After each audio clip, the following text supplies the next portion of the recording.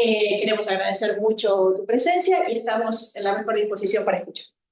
Muchas gracias, Miriam, y muchas gracias a los organizadores de este congreso, sobre todo a Daniela Ataro y Martina Hielo aquí, que pues me invitaron y realmente es con mucho placer que vengo aquí a hablar de este trabajo. Como lo pueden escuchar en mi acento, yo soy de origen venezolano, pero les voy a pedir una cierta indulgencia a veces con mi castellano, porque realmente llevo toda mi carrera estudiantil y profesional escribiendo y hablando pues más bien en inglés y en francés sobre mis trabajos y a veces no se me hace tan fácil hablar en castellano a pesar de que sea mi lengua materna y que cada vez más pues tenga ocasiones como esta de poder presentar mis trabajos en otros lugares de América Latina. Um, Argentina tiene la suerte de no tener universidades de élite porque a pesar de todo no tienen un sistema tan jerarquizado como el sistema francés, pero creo que se puede aprender en parte de las experiencias de las universidades, de los jóvenes de clase baja en universidades de élite. Y una de las preguntas a las cuales no voy a responder, pero que es un elemento de discusión que podemos tener es ¿cuánto se diferencian las experiencias en universidades masificadas, digamos, normales, y en universidades de élite? Y otra pregunta a la que tampoco voy a responder porque hay muchos debates entre investigadores es, ¿vale realmente la pena ir a una universidad de élite para un estudiante de clase baja? Y en ese tema también hay muchos debates. Y yo misma no trabajo realmente en ese tema de la inserción laboral, aunque me interesa un poco en este trabajo, y no voy a responder esa pregunta, pero creo que puede ser un elemento también para estimular la reflexión. Y también yo creo que de vez en cuando es interesante plantearse la situación en otro país. Me ha sucedido mucho a mí como investigadora, que me da muchas ideas sobre la situación en el propio contexto en que yo estoy estudiando, aunque a veces parezca muy diferente. Muchas veces puede haber muchos elementos que nos incitan a reflexionar y espero que sea así. Así que primero quería presentarles muy brevemente, para no ser muy larga, un poco el marco teórico. Primero para decirles muy simplemente que mi punto de partida, como de muchos investigadores franceses en sociología de la educación, ha sido trabajar con el marco teórico de Pierre Bourdieu sobre las desigualdades sociales en tomando en cuenta los dos aspectos más significativos de su teoría de clases sociales, sobre todo como está expuesta en su libro sobre la distinción, es decir, considerar las clases sociales como grupos de individuos, no solo determinados por su posición económica, sino determinados en un espacio social en el cual interviene fuertemente, obviamente, el capital económico, pero también, y yo he trabajado mucho sobre ese tema, pero no es el tema que voy a desarrollar hoy, sobre las divisiones horizontales, como se puede decir un poco geométricamente, en el sentido de, por lo menos entre las clases altas, las diferencias entre las fracciones culturales y las fracciones económicas, que en el contexto francés siguen siendo muy importantes y que quizás lo son menos en Estados Unidos, por ejemplo, que en el contexto francés. Y también considerar las clases sociales no solo desde el punto de vista económico, sino también desde el punto de vista de sus modos de socialización y todas las disposiciones, los valores, las maneras de pensar el mundo que vienen en conjunto con esa posición.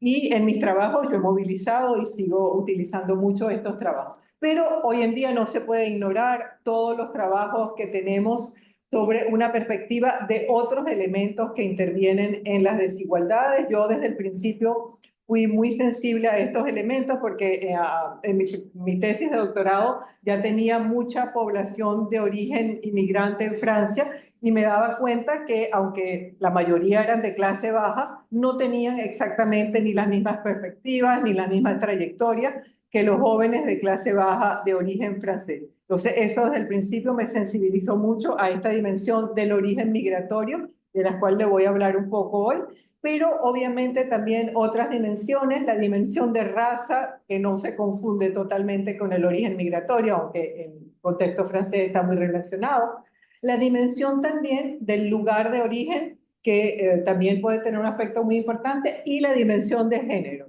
Mis estudiantes, y sobre todo mis estudiantes mujeres, a veces me reprochan que yo no me he interesado mucho en las desigualdades de género, pero cada vez lo hago más en el sentido que estoy confrontada con ese tipo de diferencias también de género que existen de manera importante.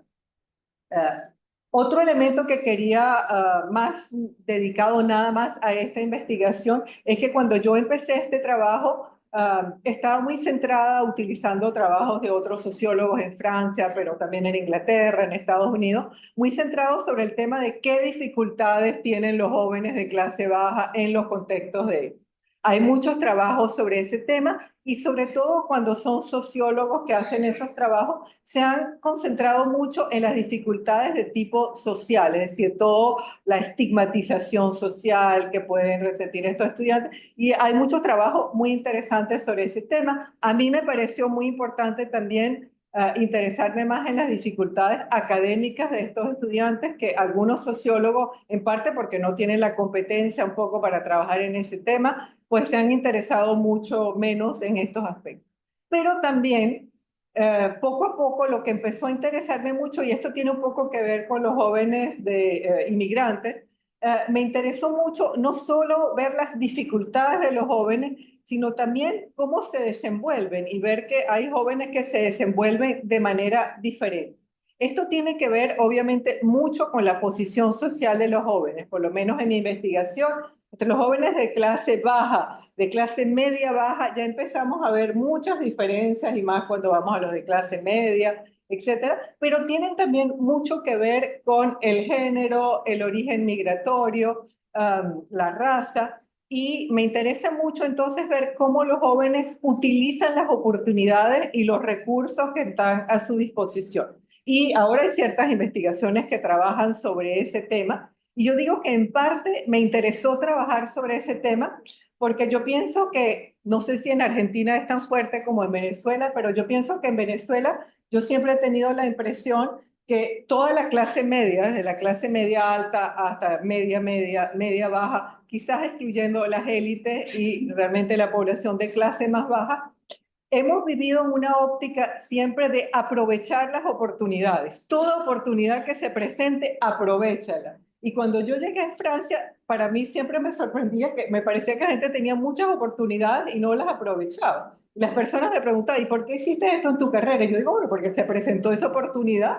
Y yo dije, sí. Y quizás lo dije de manera un poco imprudente porque no sabía todo lo que había detrás, pero era como un hábitus para hablar como Bourdieu de que sí, si se presentaba una oportunidad, yo iba a decir que sí. Y muchos jóvenes inmigrantes que he encontrado están en esa posición y eso los ayuda mucho en su carrera. A veces, obviamente, no siempre funciona la oportunidad, porque el tema del libro que estoy escribiendo sobre estos jóvenes tiene que ver con el hecho que la educación en un centro de élite se les presenta como una gran oportunidad. Entonces, ¿quién se aprovecha y quién no se aprovecha y en qué condiciones se puede uno aprovechar de esta oportunidad? Y obviamente, como les dije al inicio, es realmente una oportunidad y no es siempre una oportunidad para todo el mundo. Entonces, sin extenderme mucho, también quisiera presentarle un poco los dispositivos de acceso a las universidades de élite, nada más para recordarles que se han desarrollado en muchos países, en muchos contextos. Hice aquí un pequeño contraste entre las situaciones en Estados Unidos, en India, en África del Sur y en Brasil. En esos países, estas políticas se desarrollaron en respuesta a una situación de discriminación básicamente étnica y racial en el acceso a la educación y el empleo, muchas veces con circunstancias históricas particulares de la segregación legal que hubo en Estados Unidos, las castas en India, el apartheid en África del Sur, por supuesto, y las políticas de discriminación positiva son presentadas como una manera de reparar las injusticias del pasado, que fueron injusticias muy profundas. Y también en respuesta a movimientos sociales como el movimiento de los derechos cívicos en Estados Unidos o el movimiento en África del Sur, etc. En otros contextos, como en Inglaterra y en Francia, en realidad ha sido más bien una respuesta al bloqueo de la movilidad social. Pero en estos dos contextos también la dimensión etnorracial, más presente en Inglaterra explícitamente, de manera más implícita en el contexto francés, también es una respuesta a diferentes grupos inmigrantes y a la situación de estos grupos, pero no es la misma situación. Y si pensamos en contextos latinoamericanos, hay situaciones un poco más complejas. Yo conozco un poco, pero un poco nada más la situación en Chile, y digamos que es más bien más próxima de Inglaterra y Francia, pero también con un fondo etnorracial que está presente allí, etcétera. Bueno, podemos discutir, pero no es el tema hoy de mi presentación. Lo que quería enfatizar también es que, dado lo que acabo de decir, obviamente son unos dispositivos que tienen unas finalidades políticas muy evidentes, porque es mantener el consenso social para reparar las injusticias del pasado y abriendo una brecha para una movilidad social más importante de los grupos que están abajo en el sistema social. Pero la característica es que las finalidades son muy sociales, pero la acción es muy individual, porque lo que caracteriza estas políticas es que se dirigen a un número muy pequeño de individuos. Son oportunidades en que se les abre una pequeñita puerta a un número muy reducido de individuos y con la proclamación de que la presencia de este pequeño número de individuos va a tener un impacto social muy importante. Esto es algo que lo que voy a venir en conclusión de mi presentación, pero quería enfatizar que los objetivos son extremadamente importantes, pero cuando uno ve el dispositivo en sí, ¿cuántas personas se beneficiaron de este dispositivo? Pues realmente muchas veces el 1% en tal universidad de élite, y vemos que hay una discrepancia entre los objetivos políticos y realmente la acción misma. Y última parte de la presentación de esta política es nada más para insistir que estas políticas son muy debatidas.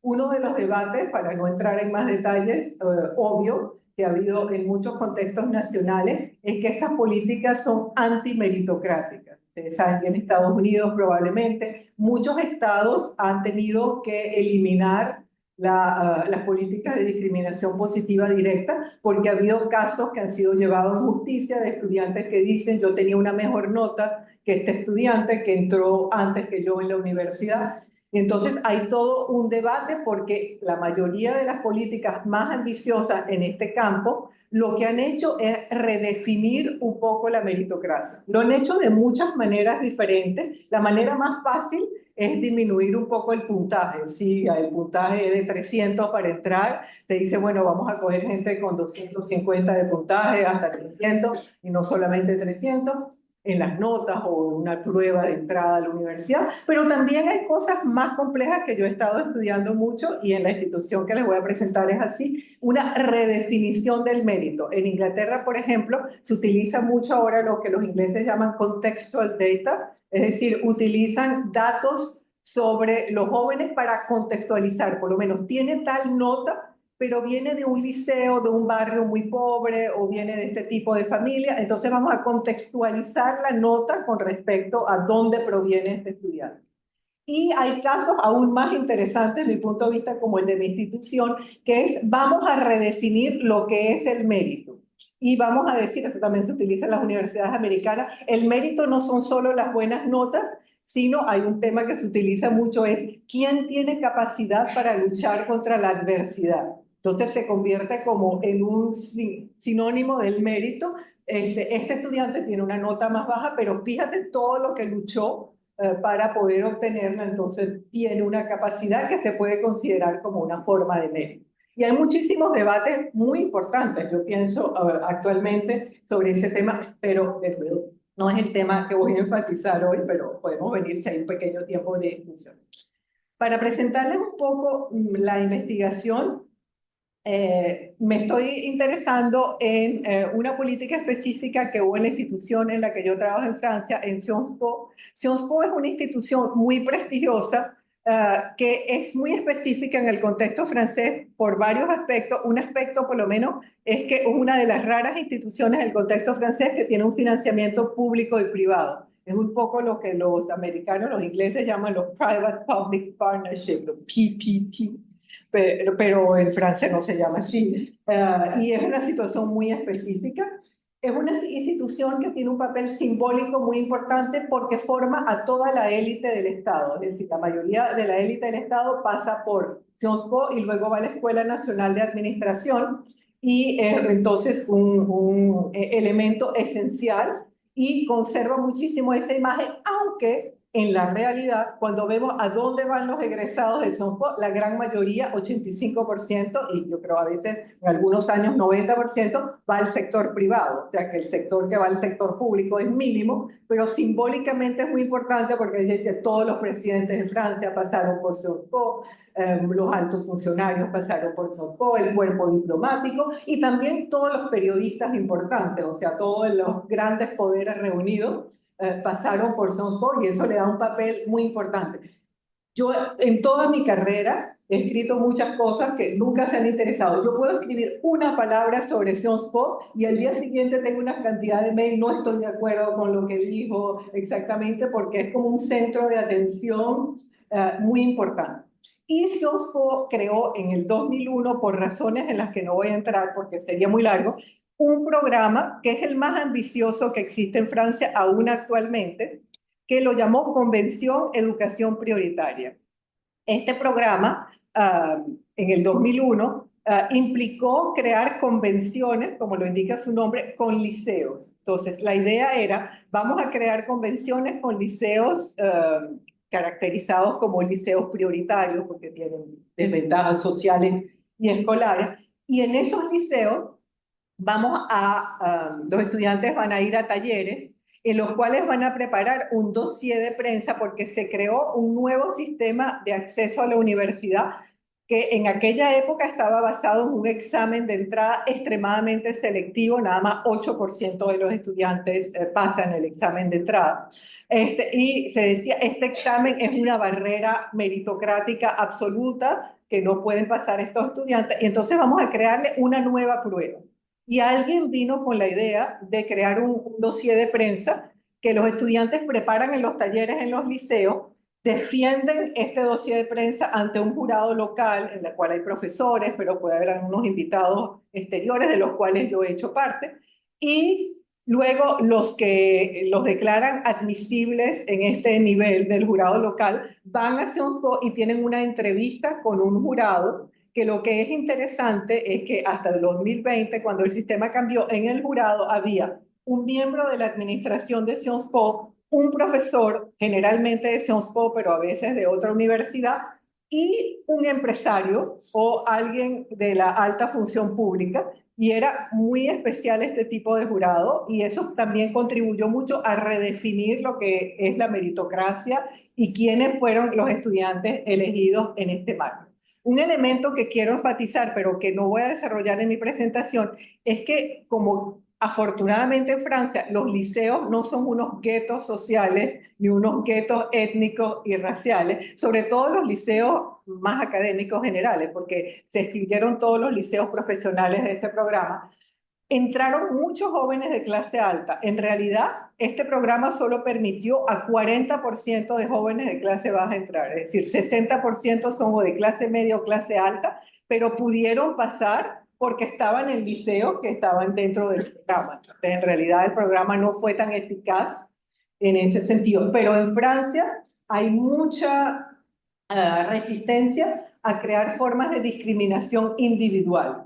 Y justamente el programa no fue muy debatido, pero no fue prohibido, porque no designaba individualmente a los beneficiarios, sino el beneficiario era una escuela y no individuos, que en el contexto francés, sobre todo si hubiera sido una base etnorracial, hubiera sido absolutamente imposible. O sea, no se puede implementar programas como en Brasil en el contexto francés. Y sin más detalles en la investigación muy larga, durante 12 años, en parte porque yo siempre que he tratado de escribir libros que me parecen importantes en mi carrera, han sido investigaciones muy largas, en parte porque me parece importante tener muchos elementos empíricos y en parte porque me parece que es un proceso muy lento de desarrollo de una interpretación y en parte también porque obviamente uno hace muchas cosas, esto no es la única investigación que yo estaba haciendo al mismo tiempo que miles de otras cosas, pero realmente Yo aprecio de tener tanto tiempo en esta investigación porque me ha hecho cambiar mucho mi manera de reflexionar sobre el programa, de haberlo hecho durante 12 años. La investigación está basada en muchas entrevistas con jóvenes en diferentes etapas, unos 50 jóvenes en los talleres, unos 30 jóvenes que estaban estudiando en SOSPO y 42 egresados ya de SOSPO para tener en diferentes etapas. Y también muchas entrevistas con los profesores en los liceos, con los profesores de SOSPO, con los responsables administrativos de SOSPO. Muchas observaciones que hicimos con un grupo de colaboradores en los liceos y también observamos las clases de primer año en SOSPO y también observamos todos los jurados de admisión, de admisibilidad en los que yo participé también, una observación participante y una cantidad de datos estadísticos, cualitativos. El dossier de prensa es inmenso porque hace 20 años todo lo que se ha podido escribir sobre esta política es impresionante. Y ahora entro realmente en la presentación de los resultados. Entonces quisiera hablarle un poco de las dificultades de los jóvenes y luego de las oportunidades y cómo utilizan estas oportunidades. Entonces, en las principales dificultades, obviamente estos jóvenes encontraron dificultades de tipo económico. Le estoy hablando sobre todo de los jóvenes de clase baja y media baja, no de los que entraron en el programa, que eran de clase alta, que obviamente es diferente. Esto generó algo que me imagino que es familiar para muchos de ustedes, el tipo de dificultades, dos tipos de dificultades obvias para ellos. Primero, el hecho del problema de la vivienda. El problema de la vivienda estudiantil en Francia en general y en París en particular es terrible. Muy poca vivienda estudiantil y la vivienda extremadamente cara.